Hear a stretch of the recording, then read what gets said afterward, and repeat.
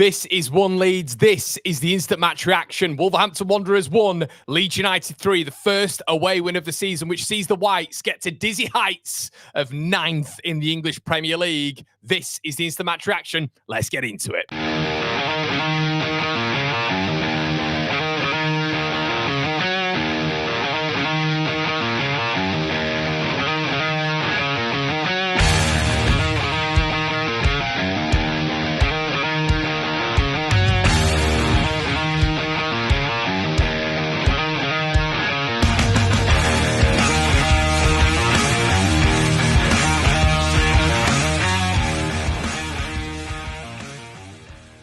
This is One Leeds. Welcome back to the latest video. This video, as always, is sponsored by Shop GNO, The Job Match Group, and Match Bingo. Let's get into it. First up, the Job Match Group. Whether you're looking for your next big gig or just browsing, the Job Match Group has niche job sites made just for you.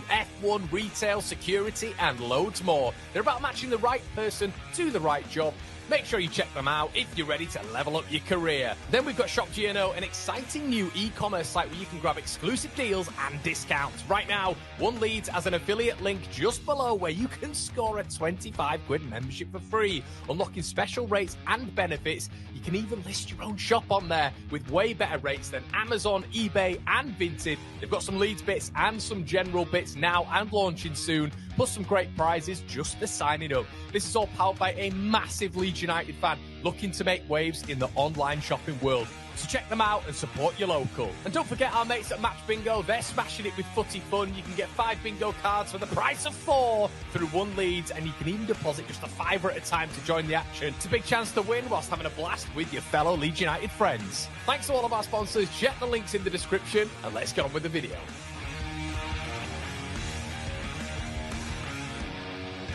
Woohoo! Leeds United off the mark, away from home. Wolverhampton Wanderers, the Black Country Boys 1, Leeds United 3. It feels good, doesn't it, everybody? What an unbelievable afternoon for the Whites as we climb to the dizzy heights of 9th in the Premier League. And wasn't that needed? That was a huge win from the Whites.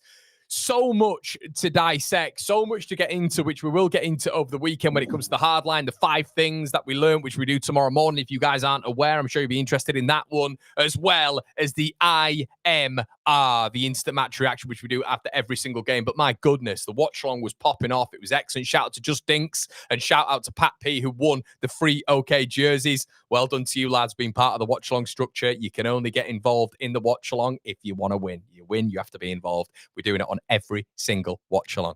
I don't know why I'm like Donald Trump, just very excited. Brilliant win for Leeds United today. Listen, let's get into it. Let's get into it. And then what we'll do is we'll get into your comment flow. I want to hear what you guys had to say about it. What do you think about the result, the performances, the individual bits and bats? Please let me know. With the interaction and engagement of the channel is fantastic, but we need your support, everybody. The algorithm is killing us at this moment in time, so please like the video. Really appreciate that. YouTube have made a few changes of which none of us really know what's going on, so please like your favorite content creators videos and let us know what you think in the section below.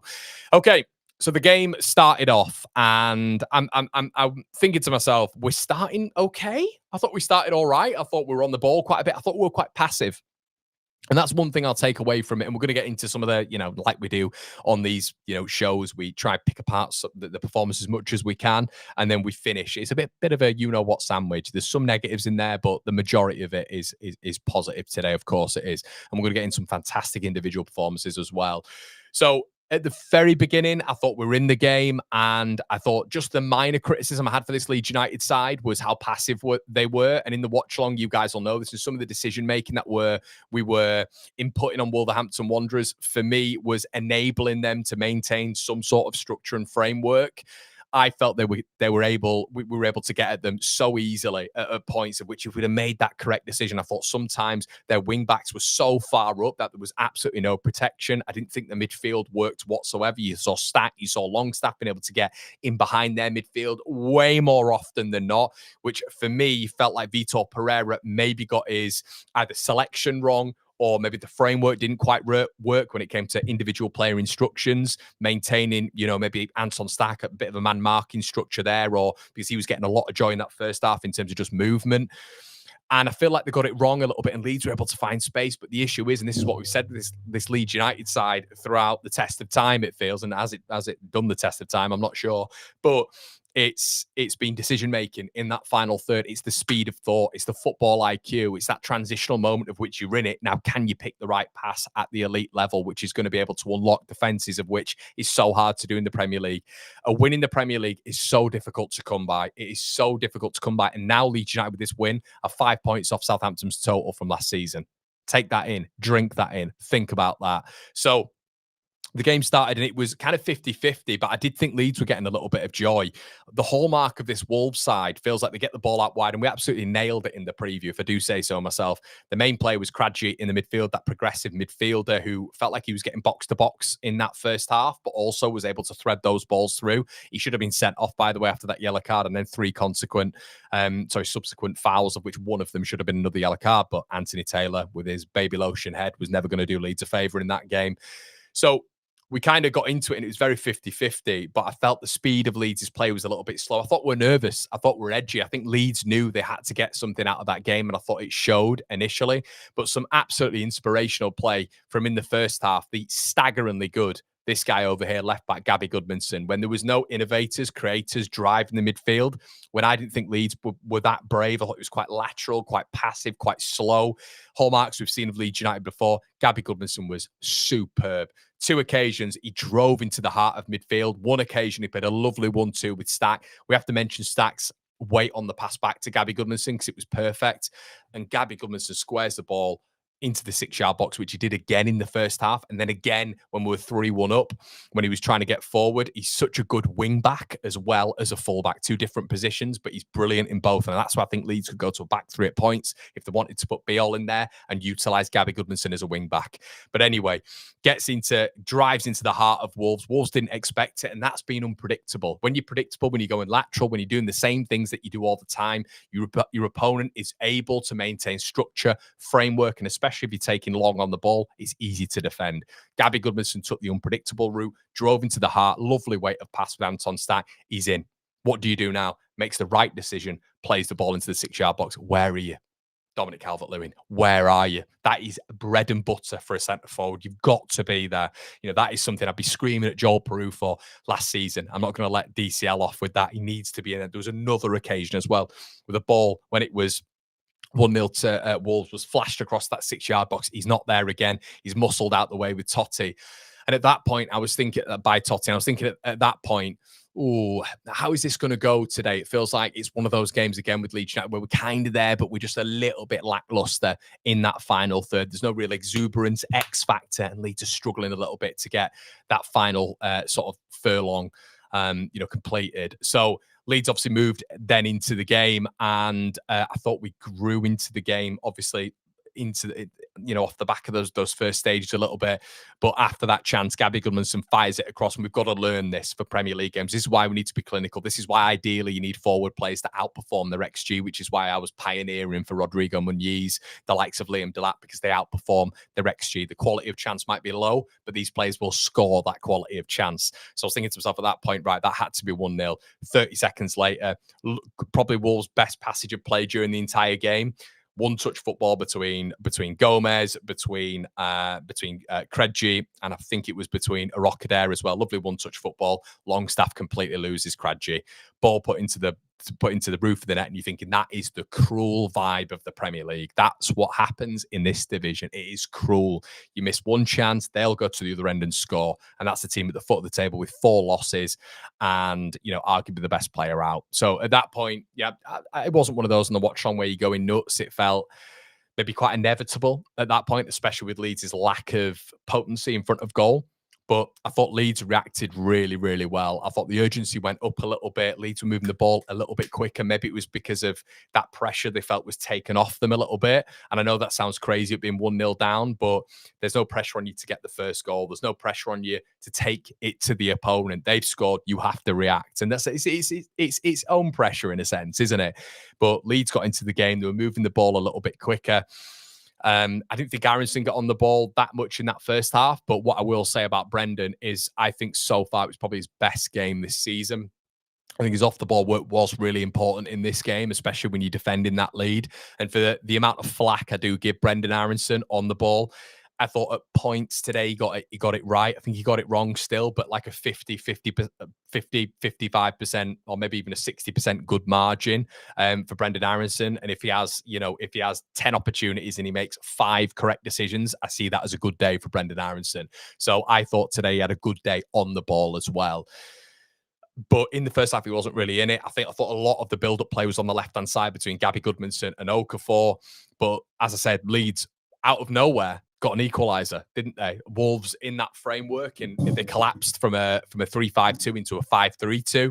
And they collapsed into that framework, and you were thinking, right, well, someone's gonna have to be brave again at this point, like Gabby was, like maybe some were in the first half in terms of just taking that risk, and that risk will get you the reward. You got to have a couple of mavericks in that team, otherwise it's just lateral possession. It's easy to defend, structured framework, and then out of the blue, you saw a Jayden Bogle balling, and it came out of nowhere, deflected off the left back. And then Dominic Calvert-Lewin rises like a salmon, knocks it into the back of the net. And isn't it incredible what a goal does?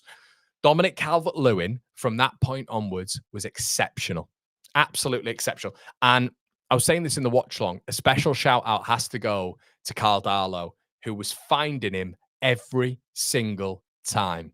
Every single time that long ball over at Wolves press, of which they had at the peak of when they were 1-0 up and they are pressing Leeds high. Tolo Arokade is sticking on Joe Rodon, so Joe Rodon can't have the ball out, get it beyond his feet and play it into the central space or the right back. And he's splitting him and Pascal really well from a centre forward's positioning, equal space in between the two centre backs and ready to press. And because he's such a big lad as well, it takes him one stride to get across that 5 to 7 yard space that Struijk and Rodon have in between them. But that press was alleviated by some just really intelligent football from Karl Darlow. Just play the ball over the top of the press, of which we've been screaming for on One League. Don't play it through the lines because it becomes lateral, it becomes obvious, it becomes Leeds are potentially going to get picked off as well if we're consistently playing through the lines. But that ball over the top kept happening. And Dominic Calvert-Lewin in the air is you sometimes forget. Everton fans would tell me how good he is in the air. He's so good in the air. Like we saw it against Fulham, and he's able to jump about 10 foot. I was thinking about Cristiano Ronaldo, when Ronaldo used to jump up in the air and the defenders used to go like that. They do it with Dominic Calvert-Lewin. I'm not comparing him to Ronaldo, but in terms of his jump is staggering. He almost jumps over the defender's head, and he did it 2 or 3 times in that first half. It was exquisite forward play, and there was numerous times where the ball would come into him. I think he did it for the Okafor goal where he chested it down, kept Agbadou off him, who's a really good defender, by the way. Agbadou, he's very underrated for Wolverhampton Wanderers. Chests it into Stach's position. Stach played the ball forward, Okafor goal, of course, but he was so important from that goal onwards for Leeds United to have that focal point, because Wolves were still pressing relatively high, and we've got to take that going forward. You've got to act like that in certain games, because Leeds, I think, are at our best in the Premier League when we hit the front man. You hit the front man from the goalkeeper. Karl Darlow, as I said, needs a big pat on the back because his accuracy and his length of his goal kicks, which a lot of English media praise Jordan Pickford for. His length, his accuracy, he's not slicing it, he's not hitting it out of play, it's not going too short. Was immaculate. It was DCL, bang, every single time. And Dominic was doing so well in terms of holding that ball up and getting Leeds up the pitch. Stach was completely profiting from it, which I don't think Stach was in the first embers of the half, because we were trying to play through the lines. Stach started to benefit from it and get into the game a lot more because he was playing off DCL, as was Longstaff, and I thought that was really good to see. But a brilliant header, brilliant leap, and he gave it to the Wolves fans a little bit, didn't he? And then we continued. I thought Leeds grew into the game a lot more. We're with a better team. And then, as you can see on screen, 8 minutes later, the ball's played forward. Leeds win a free kick, which was a free kick. Dominic Calvert-Lewin wins that free kick again. Some really good forward play. Aronson did really well. He made the right decision. Leeds were on the transition. Aronson plays the ball through to Dominic Calvert-Lewin. You're thinking the defender's going to come take it off him. DCL does really well. He knows the defender's coming to manipulate his body to slow down, because he knows then the defender's going to clatter into him. The defender clatters into him. High football IQ. You're not going anywhere on the pitch. There's a defender in front of you. You don't need to take it on. Wait for the defender to hit you. Deploy Gamesmanship. Loved it. Deploying a bit of gamesmanship, waits for the defender to hit him, goes down, flops over. Brilliant. Leeds win the free kick. And there was something about that free kick. I mean, I went absolutely mental and the goal reaction was quite funny. But there was something about that free kick where I said, I want to see, I said it on watching, I want to see why you're on set pieces all the time, sir, because I've not seen it yet. You putting the ball into the box. I've not seen why you're on set pieces all the time. And you hit that ball. You're never going to hit a ball. You are never going to hit a ball better than that. Some might look at Jose Sarr, and they will do because it's on Jose Sarr's side. That ball was struck with such venom and power and pace. I think you'd have two. I think if you had two Jose Sarrs in that, it'd have probably split his hand all the way back and would have given him floppy wrist. It was hit with such ferocity that I thought that was always going to break the back of the net and hit the stanchion. It was a wonderful free kick from Anton Stach. And Leeds scoring a variety of goals as well, which was brilliant to see. The ball lumped into the box, DCL winning a header. That's not Leeds United at all. We don't do that. Anton Stach with a moment of world-class ability from a dead ball situation. First time we've seen that really this season. Just lumps it into the top of the goal in such an important fixture. And then Leeds get in, we get into the momentum a little bit. We're a bit more, it feels like we're a little bit more braggadocious on the ball. We're getting the ball. Rodon's all of a sudden bringing the ball out from the back, and then Tolu Rockader's having to press him, but then it moves Gomez out of position because then Rodon's going into the center of the pitch. It frees up another midfielder because Gomez has gone towards Rodon, and then Leeds are able to progress in a different way, find spaces, find holes, then you can play through the lines. Okay, when you're not able to break down that framework, you have to vary how you play football. You cannot just play through the lines, and this has been my frustration with some of the lack of pragmatism in terms of the style variance of Leeds. There was a complete style variance today. We're playing through the lines. We're doing it well, but we're also going long, which I think you've got to do in the Premier League. We're not good enough to play through teams. No matter what Farke says, we're not good enough to play through every single team. It doesn't matter the style of football you want to deploy, and we're not going to change our way. We have changed our way, and you could see that today because Leeds were going long, unless they were just doing it by themselves, but I doubt that. And then obviously we get to a point of which I believe we've just come off the watch along. Ball comes in again. Dominic Calvert-Lewin chests it down. Stacks like that with him really close because he knows Dominic Calvert-Lewin is winning all the balls. So you just get close to him with no second balls. Stack goes forward, plays a lovely weighted ball. And wasn't Okafor interesting today? Wasn't no Okafor interesting today as a conversation point? And Okafor kind of scuffs it, doesn't he? Jose Sarr goes underneath his wrist, but he gets it on target. And I was sort of talking about Noah in the first half and saying, with his physicality and how tall he is, 6 foot tall as a winger is big, and his almost quick feet and his agility, it's really interesting to see that his conditioning doesn't really match all of that. I feel he's quite easily, and we mentioned this when we were profiling Noah at the very beginning of the season, he's very easily pushed off the ball. And you saw that with Anderson last week. You saw that a little bit with Tete last week as well. And I think you saw it a little bit more today as well. It's just, he doesn't seem to really physically compete, drag your defender back and get forward. I'm getting that ball. He doesn't have that eye of the tiger when it comes to that yet. And it feels like that will develop. It was a little bit better than last week, I thought.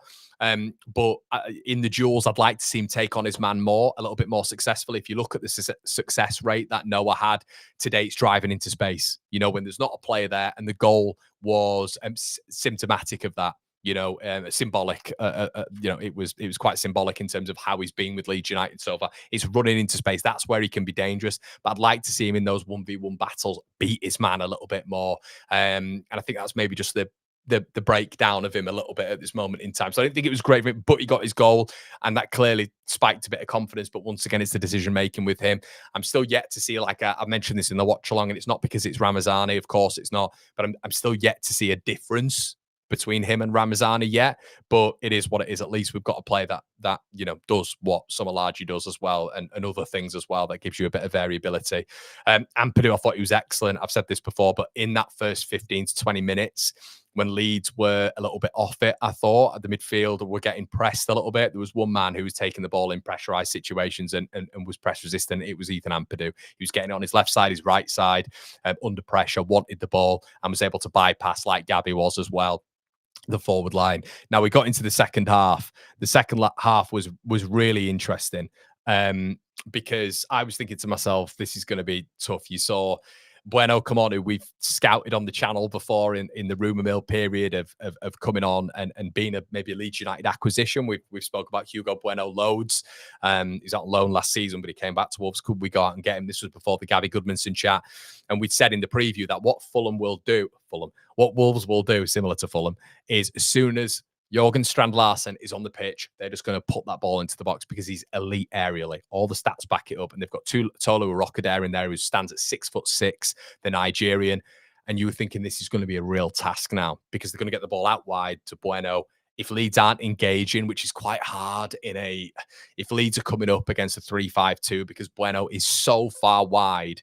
If you get like a right back pushing on Bueno, that ball can just be chipped into the channel. And then Leeds have to, they're back to, you'd have to get Rodon pushing out wide to go and get that channel ball. And it splits you back to. And if Rodon's bypassed, there's loads of space in that middle there. So playing up against what Wolves provide is difficult. It is very difficult, especially when you've got good deliverers and two players in the box who are monsters. So bring on Strand-Larsen, who I thought, oh God, here we go. Because obviously he's their best player by a country mile. I don't think he did anything. I think he was quiet.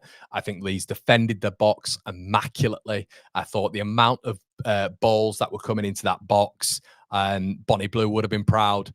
Do you know what I mean? It was unbelievable. The amount of balls that were flying in, it was crazy. So to defend up against that was really difficult for Leeds. Would have taken not only a high level of physicality and a level of will and endeavour and energy, but also Leeds had to dig in for that. They really had to dig in. You saw that with Jayden Bogle at the end. Bogle, unfortunately, looked like he hobbled off, and that didn't look good at all. That really didn't look good. So he's definitely not going to be back next week. I mean, he's limping. He could barely walk on that foot.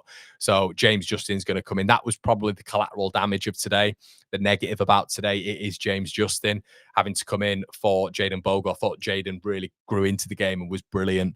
Got himself an assist, didn't he? We're always giving him to that. But I thought Joe Rodon and Pascal Struijk, and as a trio, I want to say as well, Darlow in there because the balls are coming into the box and Darlow's got to come claim. He's got to come punch. And apart from one of which he dropped in that second half, I thought overall he was superb. Absolutely brilliant in that. And I tell you what, oh, it's crazy, isn't it? But Leeds have bought a number one keeper. That man does not put a foot wrong. He does not put a foot wrong. Yeah, we had the Sheffield Wednesday game, whatever. So maybe that is the size 14 boot, of which is the biggest boot because it knocked us out of the cup. But I think every time he's asked to come in, he is in pressure situations. I think Darlow was just brilliant again. Fulham, brilliant again. They had an offside chance. They won the first phase from a set piece. The second phase in the box, he tips it over the bar. It's a brilliant save. He's going one way, then the other, and then he has to basically spring up and tip it over the bar. It's an excellent save. So you look at Lucas Perry and you think of Darlow and you think, should he come out? I know it sounds ridiculous. You brought in a goalkeeper from Lyon who's playing in Europe last season. But I just look at Karl Darlow and I'm like, I can just rely on you, my friend. And that is all I've ever wanted, to rely on a goalkeeper and for him to be quality between the sticks. And every time he's been relied on when it's come to shot stopping, when it's come to handling, but kicking as well. I thought his kicking was really, really good against Fulham and really, really good today. At the ratings, the data pack has put him at a 7.8. Probably one of Leeds' man of the match. I'd have given it to DCL today. But overall, or Gabby Goodmanson, or maybe the back two, but probably DCL. He'd have been my man of the match today. But Karl Darlow, he's just brilliant. I love how he comes in, and I feel safe. It's like a warm cuddle with Karl Darlow in there. No risk, no panic stations, nothing like that. I think he came in, and again, he's been brilliant. Brilliant, Karl Darlow. Let's have a see of what you guys are saying in the comment section as well. Dean says, who would have thought at the beginning of the season that on the 20th of September, Leeds would be able Man City and Man United in the league? Okafor, poor first half, but grew into it after the goal. Keith Page has donated £5. Thanks, Keith. Connor Longstaff shouldn't have started. Yeah, I didn't think it was Longstaff's greatest game today, mate. Let's have a quick look at what you guys are saying in the chat as well. Stach showed why he's on set pieces, just maybe not corners with his height. Yeah, well done on winning the prize as well, Dinks. Let's have a look. Good 3 points after a wobbly start. Looked bad for Bogle, that one. Yeah, it was the only down thing, mate. I agree. You can change everything else, can't you? But an injury like that, James Justin's going to have to come in and acclimatise, because Jayden Bogle for Leeds United is, I think he's mesmeric. I think on that right hand side in the Premier League and in the Championship, he has been argument. He's been above Tanaka. I would put him above Tanaka in terms of an impact signing for the amount we bought him for. I think Bogle has arguably been Leeds' best signing in this sort of new era under Daniel Farke. 2 more clean sheets incoming next 2 games, another 2 points, hopefully, mate. Have to say credit to Farke. He does irritate us all, but he delivered today. Do you know what? He does. He irritates the life out of me sometimes, but I thought his subs today were really good. It was a 68th minute, and I saw Jack Harrison warming up, and I thought, here we go. We're going to have 2 left backs on, him and Goodmanson, and we're effectively going to be defending now for 30 minutes, which pushes Leeds back. Leeds aren't bad. Leeds aren't good, sorry, as we saw against Fulham when we take another 5 to 8 yards steps back. We're not good with it. I don't think we're good under immense pressure. I think Leeds traditionally have always used attack as the best form of defence, in my lifetime anyway, aside from the George Graham era. Aside from that, I think Leeds have got personnel to damage the opposition on transition. So I want us always to be effective in that sense. We defend, but then we look to attack as well. I thought when Harrison came on, it was going to be very much like Fulham, where it's like you are looking to just defend your goal. Are we good enough to do that? Do we need to be a threat on the transition so we push Fulham back? I always thought we should have been like that. And history would tell you when Jack comes on, it's not the most beneficial sort of input from the bench. I thought he was brilliant when he came on. I thought in a chaotic midfield, of which in the second half, I thought we lost control a little bit. I thought it was a bit erratic. It was all over the place at points. And that was the reason they were able to funnel it from Gomez and Andre out wide. And they were able from Agbadu and from Bueno to deliver it into the box. We weren't engaging them quickly enough in the midfield, and we were too far off them. And they were able to get to their strong points, which was out wide, and put the ball into the box. It wasn't good enough, I didn't think, in the second half in terms of that midfield engagement. So when Jack came on, the benefit of what you saw was a player who came onto the pitch and was able to calm it down a little bit. He'd find his man when the ball came to him. He'd be able to do it in the first 1 or 2 touches. He also would be calmly either going forward, chipping it down the line, or just playing it laterally or backwards. He was varying it up a little bit, and he was a bit of a calming persona on the pitch. I thought when he came on, Jack Harrison, he surprised me, to be honest with you, because a lot of the time I put down to Jack's door that he can be erratic. His decision making can be off. I thought every decision he made in that game was spot on in that last 30 minutes. So I've got to say, well done to him as well. I think he was very decent when he came on. Hey up and whoop whoop, 3 points. Are you not entertained? Darlow number 1. Eli says, I think we were just lucky that Wolves are so shit. It was all them second half, and maybe if we had done those subs so earlier, being so bloody hell, Eli, that could be the most ultra negative way of looking at it. So there's no credit to Leeds whatsoever, mate. It's just Wolves being bad. No credit at all to Wolves. To Leeds. It's all Wolves are bad. And I didn't think they were bad. I don't think they've got bad options. They've got a player up front in Tolu Arokade who cost them 25 million quid from Genk, who is 6'6". They've got, if they want, a choice of Brazil's double pivot in the midfield. They've got Hugo Bueno as depth off the bench, who's putting in quality of ball like that in the second half. I think, Eli, the big thing to take out of this, mate, is anyone in the Premier League is like gold dust. You look at the 3 teams last season and then the 3 teams the season before. Yeah? Look at those teams and how they just couldn't win games. They couldn't see them out. We've done it twice this season, We've done it twice this season. Imagine if we just held out for that draw last week as well, but there might not have been as much, I don't know, maybe intention today to go out and get all 3 points. I felt like Leeds were aggressively trying to get the 3 points today. I think we all know when Leeds sit in for a point. I think we could all tell from the start. And with selection, I felt Leeds were very aggressive today, which was good to see. But Eli, I'd push back on that, mate. I think the manager and I think the players need a lot of credit for that. I think they managed the game well. The selection was as spot on as it can be, I think, without changing formation with what we've got available. So, yeah, Uh, think of the times whenever a ball came in, a box controlled by biscuit hands, and how you felt today every time that. Andrew, you bang on, mate. You bang on every single time the ball comes into the box. I just sit there and I go, Darlow's. It's another great catch by him. He dropped one, but think of the amount that were coming into the box in that second half. There must have been 20 crosses in that, 20 minimum crosses in that second half that were put on the goalkeeper.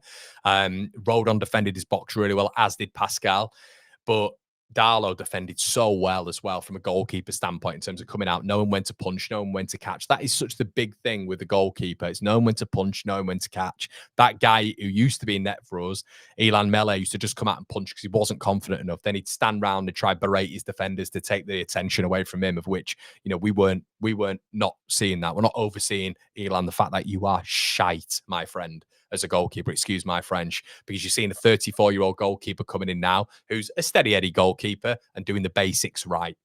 Even the basics couldn't be upheld by Elan Mele, as a keeper with all of this hype. So too many loose passes again, in my opinion. Need to tighten up, or the better teams will crucify us. Other than that, a decent performance and a great result. Fair enough, dude. Come on, guys. Give the best Leeds YouTuber a like, guys and gals. Yeah, really appreciate that, everybody. I've said this to Mark and loads of other people as well. The algorithm is mucking us up at this moment in time, which isn't great. So likes really do help. Random Yorkshireman says, good win today, Connor. I like how defensively disciplined we've been all season. And today we had a good attacking threat as well. Hopefully we can keep building on it. Cheers. Yeah, I agree, man. It's one of those as well, isn't it? Where when you're looking at that, I always use this word, don't I? This transitional element. When Leeds are getting in behind their midfield as much as we are, that's a positive sign. Do you know what I mean? It's a positive sign. We're not discouraged away from being brave. And I know in that first half, in the first 15 minutes, we looked a little bit edgy, I thought, a little bit nervy. And I've been criticising the midfield a little bit in that second part of the second half, not keeping hold of the ball a lot. But it's tiring. It's tiring going up against wave after wave of cross into the box, and you try and defend a lead, especially at Premier League level. Guys, there won't be many more of those. Getting wins in the Premier League, you've got to enjoy it. Have a beer tonight, have a wine if you're a wine drinker, have a vodka if you're a vodka drinker, or have a squash drinker if you don't like your alcohol. Just do whatever you want. Watch Match of the Day, because we'll be one of the first on, which is great, because we'll be the last one on every single time. But enjoy this, because this won't come around often. It won't. And I feel last time I was in the Premier League, we were in the Premier League with Bielsa. It was like, when you get into 58 points, you think to yourself, oh, another win's coming around the corner. We should win another one in 2 or 3 games' time. But this level is so good now. And it's so, you still look at what they're bringing off the bench today. And Fulham were bringing off the bench last week. Raul Jimenez, Tom Kearney, Emile Smith-Rowe, Kevin, and Adama Traore. It's what they brought off the bench last week. Again today, they're bringing on Jorgen Strand-Larsen. They're bringing on Andre, who's Brazil's defensive midfielder. They're bringing on Hugo Bueno, who I believe was playing for Europe with Feyenoord last season. This is what they're bringing off the bench. And Hugo Bueno, as a substitute, is putting in those sort of balls in the second half. That's what they're bringing off the bench as the team at the foot of the table. That is the context that needs to be applied here. These are stacked teams, and it's been 17 positions over the last 2 years, which has inadvertently made it a Super League because nobody's been relegated. So they've got all the money, all the rights, for this last 17 years, and they've just built because the 6 teams that have come up and gone down have been absolutely embarrassingly bad. So, look, that's the context that needs to be applied. Kirsch says, buzzing after that. What a performance. Darlow was my man of the match. He was rock solid. Great result, but far too many passes backwards. Dennis says, points on the board now, Connor. Is key. The bottom half is full of big teams, so we need to get points average to stay up, and fair play, the team are doing it. Do you know what it is as well, Dennis, mate? The big thing is now, these teams are rolling into Europe now, yeah? We've seen the last week, Forest rolling into Europe, other teams in the upper echelon rolling into Europe, 8, 9 teams into that sphere? We should be benefiting from that. There's teams in a transitional point of which this season is a season of breakage. They need to almost have a little bit of a break. Like when you go to Glasgow and there's that year of furlough, Glastonbury, there's that year of furlough. I feel like we're in that with the Premier League right now. There needs to be a break for some of these teams.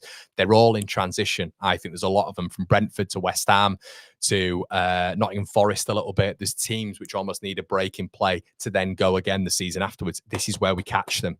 We're at this point right now where we can catch them. Sunderland can catch them. Burnley can catch them. We're seeing the promoted teams get points on the board now. Quite quick points as well in terms of their first however many games and stuff, and the relative difficulty of the games as well. The context does need to be applied for Burnley as well. They've played Man United and Liverpool, lost in the last minute twice, played Spurs, were unlucky, beat Sunderland, and they've got a point today as well. So that needs to be taken into context. I think Burnley, with that as context, have had a good start. Sunderland have had a good start. I think overall now after this win, you've got to look at Leeds and say we've had a decent start as well. Connor, you mentioned earlier in the streams, if Leeds gets 10 points within so many matches, it looks like they could survive relegation. Could you clarify how many matches? Yeah, so the only outlier of this, and West Ham lost to Crystal Palace, which is a good result for us as well. You've got Burnley drawing against Nottingham Forest, which it is what it is. But yeah, so basically Leeds are on five games now, right? So in history, after the first 10 games, if you're on 11 plus points, the only team that has been the outlier there has been Fulham. If after 10 games, you're on more than 11 points, 11 or plus points, so 12, 13, 14, whatever, 11 or plus, you stay up. Okay, now that's based on statistics, and it's Leeds United. We break those statistics, don't we? But that's based on empirical data from like the last 20 years. So if you get past those 10 games and you get 11 plus points, you stay up, according to data. Opta. Don't shoot the messenger. The BBC put it out as well at the beginning of the season. Leeds are currently on 7 points. So let's hope that is taken into account. Wayne says, Justin for Bogle means we must start with Nonto with him on the right. Aronson, what's the point? Great day for Leeds. 3 goals and 3 points away from home is massive. Wolves and West Ham in big trouble. You got to think as well, we didn't have Nonto today. We've not had Tanaka starting either. Big players for Leeds United. Big players for Leeds United, in my opinion. Man in the Shed says, Karl Darlow is very good at shot stopping. His main weakness is coming off his line. He never does. Yeah, fair enough. Agree, Connor. And I think the whole back line feel the exact way. Total confidence in Darlow. What was the stat? What was the stat when we went down a few years ago? Steve says, I kept switching between West Ham and Wolves. They're both poor teams. Apparently no team with 8 points after 5 games has been relegated. Rice says more confidence. More confident for Bournemouth now. Yeah, Bournemouth are a very good team, right? But look, if we step up, we're aggressive, and we get a point and they have an off day, brilliant stuff. Absolutely brilliant stuff. But listen, guys, I'm going to leave it there. I won't waffle on for too much, and I appreciate you guys sticking on by. Slap a like on the video. Brilliant. And have a good night. Hey, enjoy it. Take it in. Leeds United have won a Premier League game away from home. I won't say that many more times, everybody. They are like gold dust at this level. Fairy dust. So well done, everybody, for being here with the watch-along. Thank you so much. Join us for the next watch-along as well, where we're giving away OK jerseys. You have to be within the watch-along to be involved in the giveaway. Also, slap a like on the video. I keep saying this, but the algorithm's killing us at this moment in time. Check out the watch-along as well for the reactions, which I'm sure you will thoroughly enjoy if you fancy doing that. They're a bit mad this time. And guys, I'll be back tomorrow with the 5 things that we learned. I'm Conor McGilligan. This is One Leeds, your one-stop shop for Leeds United news, reactions, rumours, and all that good stuff. It's been an absolute pleasure. Enjoy